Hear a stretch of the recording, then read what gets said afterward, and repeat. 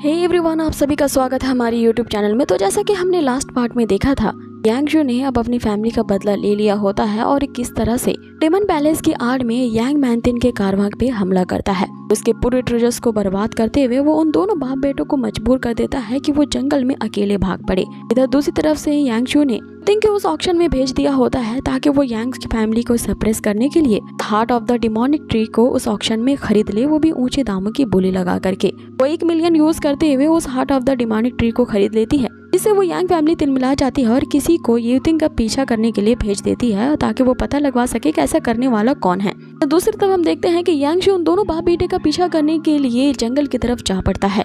अब यहीं से इस पार्ट की शुरुआत होती है जहां हम देखते हैं कि यांग मैंथिन और उसका बेटा बुरी तरीके से फंस चुका होता है। वो उस नकाबपोश को अब कुछ पैसे देने का ऑफर करने लगता है। हालांकि वो नकाबपोश और कोई नहीं बल्कि यांग शू ही है, लेकिन अपनी आइडेंटिटी वो अभी रिवील नहीं करता। आगे वो मैंथिन उससे आग्रह करता है कि डेमन पैलेस और यांग फैमिली के बीच तो काफी अच्छे संबंध है, तुम्हें हमें इस तरह से मारने की कोई जरूरत नहीं है। अगर तुम हम दोनों को यहाँ पे जिंदा छोड़ देते हो तो तुम जितने पैसों का डिमांड करोगे उतना हम देने के लिए तैयार हैं। इस पे यांग शू एक शब्द भी नहीं बोलता, जिसपे मैंथिन जो होता है अब उसे कुछ बैंक के कार्ड्स देता है और कहता है कि तुम जितनी चाहे मनी इससे अनलिमिटेड निकाल सकते हो बैंक से। ये यांग फैमिली का ही पर्सनल बैंक है, इस कागज का यूज करके तुम अनलिमिटेड मनी वहाँ से निकाल सकते हो। आगे यहाँ यूथिंग ने यांग शू को एक सीक्रेट जो बताया होता है वो रिवील होता है। यांग फैमिली कई सालों से डेमन पैलेस के लिए ही काम करती है। सीक्रेट तरीके से यहाँ जो यांग फैमिली है अपने किलर्स को ट्रेनिंग दे रहे हैं कि वो किसी पे भी अटैक करके उन्हें मरवा सके। ऐसा करने के लिए वो यंग मैन को अगवा करते हैं और उन्हें किलर बनने की ट्रेनिंग देते हैं। प्रिंस अब का करता धरता वो यांग मैंथिन ही है। पैसों के लेन देन के मैटर्स वही मैंथिन ही हैंडल करता है और उसका बेटा भी इस चीज में बराबर का ही भागीदार है। अब यहाँ ये याद करते हुए यांग शू उससे कहता है कि अपने इस खून से सने हुए पैसों को अपने पास ही रखो और इसी के बदले में तुमने कितने सारे यंग नौजवानों को ब्लू डेमन आइलैंड में भेज दिया था सड़ने के लिए इन्हीं पैसों के बलबूते पे। आज भी कई लोग वहाँ पे एज अ गुलाम की जिंदगी जी रहे हैं, इसीलिए यांग शू उन पैसों को ही जला देता है। इसमें मैंथिन का बेटा वहाँ तिलमिला उठता है और यांग शू को धमकी देने लगता है कि लगता है कि तुम उस ब्लू डेमन आइलैंड से आए हो और अपने साथियों का बदला लेना चाहते हो। मैं भी अब तुम्हारे उन्हीं मरे हुए साथियों के पास तुम्हें भेज देता हूँ। ऐसा कहते हुए वो अपने ब्लड थ्रस्टी बीस्ट को सम्मन करता है। यहाँ जो उसके सोल पेस्ट जैसे ही अवेकन होते हैं वो यांग शू पे हमला करते हैं, लेकिन यांग शू तो वहाँ है ही नहीं, मात्र उसका हालुसिनेशन है। यांग शू तो उनके पीछे खड़ा होता है और यहाँ पे अपना मास्क रिवील करते हुए कहता है कि शुरुआत से मैं जो चाहता हूँ वो तुम्हारे पैसे नहीं है बल्कि तुम लोगों की जान ही है, क्योंकि जो तुमने मेरी फैमिली के साथ किया है वही मैं अब तुम्हारे साथ करने वाला हूँ। यहाँ यांग शू को देख करके वो मैंथिन समझ जाता है कि ये बंदा चू फैमिली से है,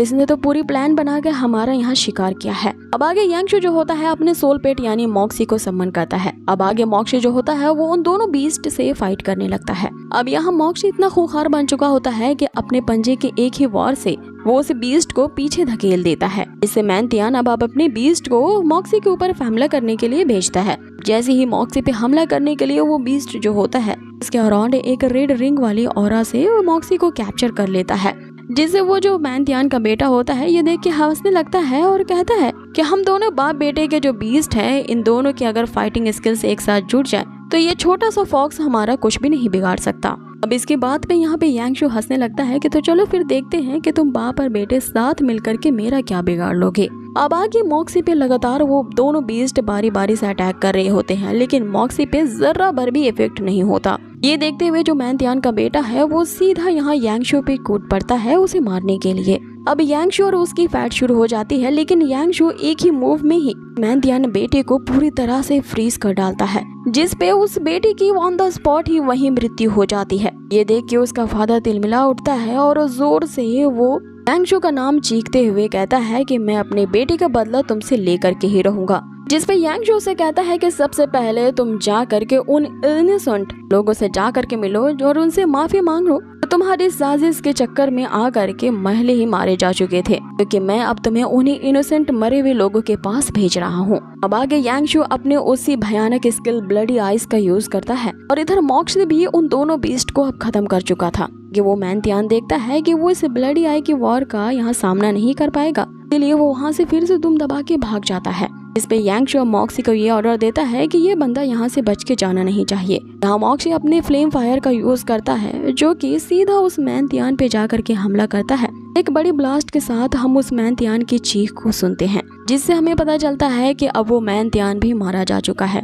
कि तभी एक मार्क्समैन वहाँ पे आता है, जो ये सारा नजारा देख करके दंग रह जाता है और अपनी सवारी पे सवार होते हुए ये डिसाइड कर लेता है कि इन सारी घटना को उसे लॉर्ड जिया को इन्फॉर्मेशन देनी होगी, क्योंकि वो लॉर्ड जिया ही डेमन पैलेस के कर्ता धर्ता है। आगे उस बंदी को ये कहते हुए यहाँ यांगशु ये सुन लेता है। अब यहीं ये सीन चेंज होता है और हमें फिर से उसी ऑक्शन का सीन दिखाया जाता है, जहाँ पे ऑक्शन की नेक्स्ट आइटम पेश की जाती है, जो कि एक 6th level of soul armour होता है। और यही आइटम यांगशु ने ही उस ऑक्शन में भिजवाने के लिए यूतिंग से कहा था, ताकि यांग फैमिली इस ट्रेजर को खरीदने के लिए अपने पूरे पैसे यहाँ पे गवा दे। लेकिन यहाँ पे पासा तब पलट जाता है जब यांगशु के ही ग्रैंडफादर जो होते हैं उस सोल आर्मर के लिए जो फैमिली की तरफ से $4 मिलियन की यहाँ पे बोली लगा देते हैं, जिसपे उसके बंदे उससे पूछने लगते हैं कि आखिर हम ऐसा क्यों कर रहे हैं। तो यहाँ यांगशु के ग्रैंडफादर ये जवाब देते हैं कि उस लड़की ने ये बोली को ऊंचा करके यांग फैमिली को अच्छा सबक सिखाया है। इस यांग फैमिली से तो हमारा बदला लेना बनता है, इसीलिए मैं उस लड़की के यहाँ पे मदद कर रहा हूँ ताकि बोली को और ज्यादा से ज्यादा ऊंचा उठा सकूं। जिसपे वो लॉबिन कहता है कि लगता है ये बुढ़ा हमारी यांग फैमिली के बीच में जरूर रोड़ा बन रहा है। तो क्या हमारे पास अब इतनी रकम बची हुई है कि हम उस सोल आर्मर को खरीदने के लिए 4 मिलियन से भी ज्यादा रकम खर्च कर पाएं? लेकिन वो लॉबिन यहाँ पे ओचू फैमिली को नीचे गिराने की आड़ में इतना ज्यादा आगे बढ़ चुका था कि वो 450 मिलियन की बोली लगा देता है। लेकिन अब यांगशु के जो ग्रैंडफादर होते हैं उनके पास भी इतनी रकम नहीं होती है वो इससे ऊंची बोली लगा सके। कि तभी यूतिंग जो कि प्राइवेट रूम में होती है 460 मिलियन की बोली लगाती है। अब इतना ऊंचा दाम सुन करके पूरे ऑक्शन में ये बातें फैलने लगती है कि आखिर ये मिस्टीरियस वुमेन है कौन जो कि यांग फैमिली को ट्रैप करने के लिए इतनी ऊंची बोलियों पे बोलियां लगाई जा रही है। और ये तो पूरा प्लान करके आई है कि आज यांग फैमिली के खिलाफ खड़ी होकर के ही रहेगी। जिसपे लॉबिन अपने ग्रैंडफादर से कह रहा होता है कि आखिर इसकी इतनी हिम्मत कैसे हो गई हमारी फैमिली से पंगा लेने की, और कौन इस कॉन्टिनेंट में हमारी फैमिली के बराबर आ चुका है तो हमसे पंगा लेने की ये साजिश कर रहा है। वे ग्रैंडफादर उसे कहते हैं कि इस पूरे ऑक्शन हाउस में किसी के पास इतना ज्यादा फाइनेंशियल रिसोर्सेज यानी कि इतना ज्यादा पैसा नहीं होगा जो कि हमारी फैमिली से ज्यादा हो। इसीलिए फिर से यांग फैमिली की तरफ से बोली लगाई जाती है और अब की बार 480 मिलियन की बोली लगाई जाती है, जिसपे यूतिंग फिर से बोली बढ़ाते हुए पूरे 500 मिलियन की बोली लगा देती है। इस पे वो जो ग्रैंडफादर होता है ये कहता है कि अब ये जो सोल आर्मर है ये इतना भी ज्यादा वर्थी नहीं है कि 500 मिलियन से ज्यादा रकम इसकी बढ़ाई जाए, इसीलिए हम अभी यांग मैंतियान के आने का इंतजार करेंगे। कि तभी यूतिंग को यहाँ यांगशु का एक मैसेज मिलता है कि वो ऑक्शन हाउस के बाहर उसका इंतजार कर रहा है।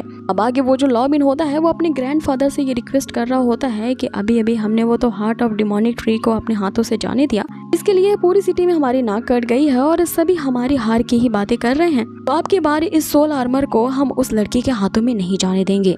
अब यहाँ उस लॉबिन के बातों में वो ग्रैंडफादर भी आ जाते हैं और अपनी यांग फैमिली की तरफ से एक बॉटम लाइन वो क्रिएट करते हैं जो कि 505 मिलियन का होता है। तो वो अब लॉबिन से कहते हैं कि वो इससे ज्यादा खर्च नहीं कर पाएंगे चाहे वो लड़की जितनी भी बोली लगाए। अब आगे वो जो लॉबिन होता है यांग फैमिली की तरफ से 505 मिलियन की बोली लगा लेता है। तो इसी रकम पे उस ऑक्शन हॉल में वो सोल आर्मर भी बिक जाता है और यही तो वो यांगशु और यूतिंग का प्लान होता है कि इस सोल आर्मर के लिए वो इतनी ज्यादा रकम खर्च करवा दे कि वो कंगाल हो जाएं।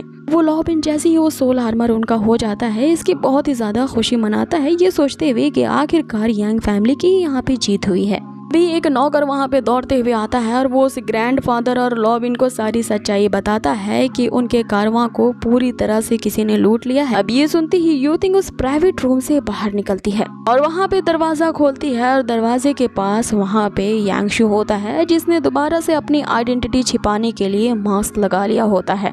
आगे एक सर्वेंट आती है और यांग फैमिली से वो सोल आर्मर के लिए पैसे मांग रही होती है कि क्विकली पे कर दें, लेकिन यांग फैमिली के पास तो अब पे करने के लिए एक फूटी कौड़ी भी नहीं है, इसलिए अब यांगशु उनकी हंसी उड़ाने लगता है। जब यांग फैमिली की इतनी औकात ही नहीं थी तो उन्हें इस ऑक्शन में भाग लेने ही की क्या जरूरत थी।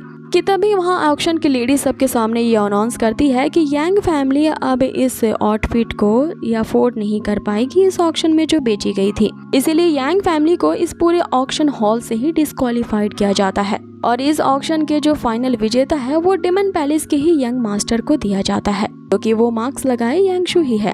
अब आगे यांग शू उस लॉबिन की तरफ इशारा करते हुए कहता है कि मुझे अफसोस हो रहा है ये बताते हुए कि अब यांग मैनतियान और उसका बेटा भी अब यहाँ पे कभी वापस नहीं आ पाएंगे। अब ये सुनते ही वो लॉबिन वो अपने ग्रैंडफादर के साथ उस ऑक्शन हॉल से निकल पड़ता है। आगे जो उसके ग्रैंडफादर है यहाँ समझ जाते हैं कि ये जो डेमन पैलेस का यंग मास्टर है वो जरूर हमारी यांग फैमिली को ही टारगेट कर रहा है। उसने जानबूझ करके ऐसा किया है हमारी यांग फैमिली को नीचा दिखाने के लिए। और मुझे डर है कि डेमन पैलेस में जरूर कुछ न कुछ चेंज हुआ है, इससे अब डेमन पैलेस और हमारे बीच के संबंध इस तरह से बिगड़ गए हैं। जिस पे लॉबिन उसे कहता है कि हमारी यांग फैमिली तो इतनी ज्यादा पावरफुल है, मात्र वो डेमन पैलेस का एक यंग मास्टर हमारी फैमिली को इस तरह से मैनिपुलेट कैसे कर सकता है, तो क्या हम इसका बदला उससे नहीं लेंगे।